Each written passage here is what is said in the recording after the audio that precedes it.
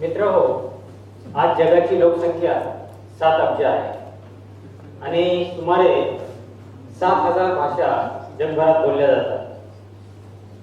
परंतु या बहुभाषिक विश्वामध्ये क्वचितच लोकांना एकमेकांची भाषा समजते किंवा बोलता येते. Wait a second. How many of you understand what I just said? Anyway, I don't expect you all to understand it. But imagine, what if I continue giving my talk in Marathi for another 15 minutes? Well, you have a choice to stop me or just walk out. But billions of people out there don't have this choice. Means, the matter of the fact is, out of 7 billion population, hardly 1.5 to 2 billion people understands English. That means 5 billion people don't understand English and don't know what's going around. Say for example, in a multilingual country like India, hardly 10 to 12% population knows English. And you know, the dominance of English is everywhere. Signage, internet, science, education, technology, everywhere. And by the time it gets translated into vernacular languages, it's just outdated. Technology is just gone. And the statistics says the majority of the school dropouts or the college dropouts just because of this language barrier. Means myself was about to be a victim of this huge or big language infinity complex. Let me tell you a story which not just represents me, but millions of youth of my nation. My parents wanted me to become an engineer, and I never know that the course is in English. Because my schooling was in Marathi, I was horrified. Everything was resting right over my head. I was not even able to utter a single word in English. So that was terrific experience for me. And what happened? Couple of students ran away because of this language barrier. So I thought, this is not my cup of tea, because I got failed in all 6 subjects and I got big zeros in all those. So obviously I thought of quitting and I packed my bags. But one thought stopped me, and those were my parents. Because my parents were academically illiterate, but they were very much determined to send their children to the school. Let me tell you, I am one of the very first of my generation to go to school. And education was like a lifeboat for me. But my lifeboat was terribly broken inside. I didn't know what to do. So with what expectation they would have sent me there, and what they might be dreaming that their son is going to become an engineer soon, and I was running away. So I said no. And with that, I make my mind to survive over there. I talked to professor. With that, I put my agony to a professor, and he said, not a big deal. Why don't you use dictionary? So I said, dictionary? What it means? Because that was a strange word I was listening for the first time in my life. I never know what it means by dictionary. He was a nice guy. He gave me his own dictionary and taught me how to use it. Since then, I started jotting down the words into my notebooks written by the professor on blackboard in the class, and on returning to my room, I turned the dictionary upside down and inside out, struggling to figure out what was actually going in the class. But slowly, I started progressing. And a shocking news came out. At the end of the year, when the results were out, it was learned that only 4 out of 60 students were passed in the class. So once again, I lost all my hopes of becoming an engineer. But to everyone's and my own surprise, I was the top in the class. And that was the moment when I realized how powerfully my success is connected to my friendship with the dictionary. But I was not most excited about my success, rather I was more concerned about those who ran away, because we were close friends, obviously. And I thought there are millions out there who have dreams in their eyes, but don't have right tools, like language or dictionary. And I thought, I felt it like it's my duty to help them, to show them the way I found. And it became like, then only I decided to help everyone who is in a language difficulty, which becomes my mission of life. In first go, I started in my own capacity. I started distributing Xerox copies of my own compiled dictionary to my peers. It was fantastic, but again, how many copies I distributed? And even a booklet dictionary was not feasible either. But in this process, I learned that a digital dictionary could be the right answer. But how to make a digital dictionary then?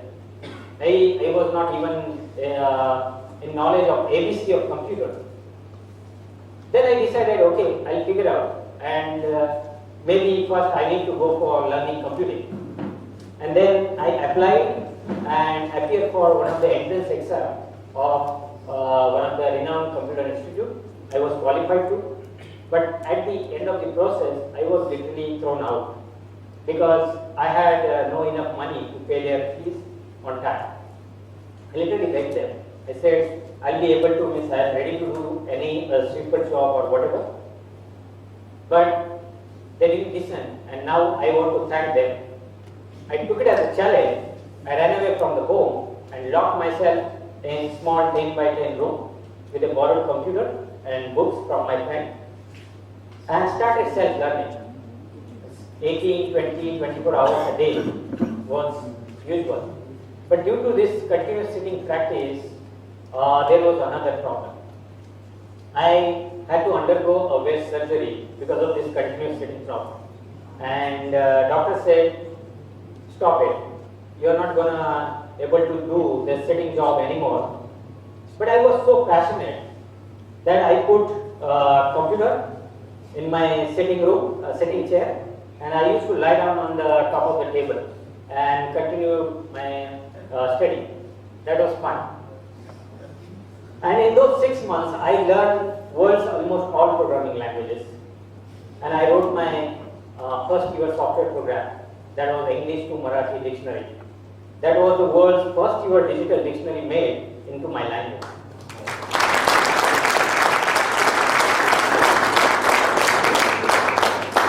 It was very well accepted, appreciated. Then I started copying it on CDs and started distributing those CDs into my friend circle. They were very much happy. Again, how many CDs I could personally make. Then I thought of something I'll be doing, like I'll put all the data onto a central computer from where people can access it, download it from any part of the world. But I never know at that time, by doing this, actually I'm building my own website, which went viral. People started using it because there was not such thing on internet for Indian languages. And sooner or later I realized that hardly 10% of the population have access to internet. So what about the rest? And those were the days when this mobile revolution started, way back to 2005, 6 to 8. And then again, I started learning the mobile program, and I coded few apps in almost all this platforms like Symbian, then Java and Android and so on. And very later I started noticing that not everybody is having a smartphone. Because at that time, over 80% of the cell phones were ordinary cell phones without any capability to download or install or run any kind of software or apps like a feature phone. Then I figured out the common denominator across all the platforms and the cell phone devices made, and that was SMS. So I started a service called Dictionary on SMS. It was simple texting, which is very, very popular, especially in rural part of India. Well, friends, since 1998, I developed these tools for learning and teaching new languages like dictionaries on different devices like computer, mobile, tablet, simple feature phones, web services on almost all platforms, which means the journey was started alone, which is being used by now over 130 billion users across 150 countries. So that's huge. And now, just imagine the whole world is coming closer. It's like the global village. And we are a people of different languages. Now I'm talking to you with a linked language called English. Just imagine in this room, all of us together, means all of us are of different languages, speaking different languages, and don't know any linked language. So imagine this, even if we sit for hours and hours, we travel, we live together, we will not be able to share or express ourselves or share our pain with each other. So what the hell is this? We are talking about the globalization, we are talking about the technology era. So the language is a huge barrier, but I see technology as the bridging that gap of, means once we connect, we are able to connect the languages, we are able to connect the people, we are able to connect the culture. So this is how the universal integration through language exchange is the project I started. So my goal is to reach 1 billion lives by the end of 2020. I dream for something like, I want every single person on this planet to be able to communicate with each other irrespective of their languages. And so my vision is to build a kind of seamless real-time translation platform where speakers will speak in his or her own language, but the audience will listen in their respective languages. So when next time I give speech or talk in my Marathi language and ask how many of you understand, so 100% hand goes up. Thank you.